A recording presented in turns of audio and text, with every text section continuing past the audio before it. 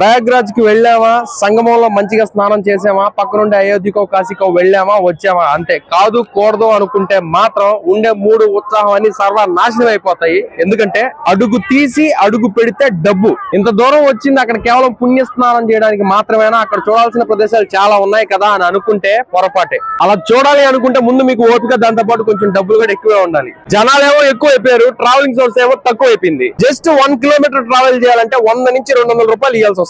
Boat లో సంగమం దగ్గరికి 100 నుంచి 150 రూపాయలు తీసుకునే వాళ్ళు 1000 నుంచి 2000 రూపాయలు తీసుకుంటున్నారు. ఒక్క ప్రయాగ్రాజ్ లోనే అలోపి మాత శక్తి పీఠం, బడే హనుమాన్ టెంపుల్, నాగవాస్కి టెంపుల్ ఇలా చెప్పుకుంటూ పోతే చూడాల్సిన ప్రదేశాలు చాలా ఉన్నాయి. ఈ సంగమం అనేది 25 కిలోమీటర్ల పరిధి వ్యాపించి ఉంది కాబట్టి స్నానం చేయడానికి పెద్దగా ఇబ్బంది అయితే లేదు, కానీ మనీ పాయింట్ ఆఫ్ వ్యూ లో మాత్రమే బాధపడాలి.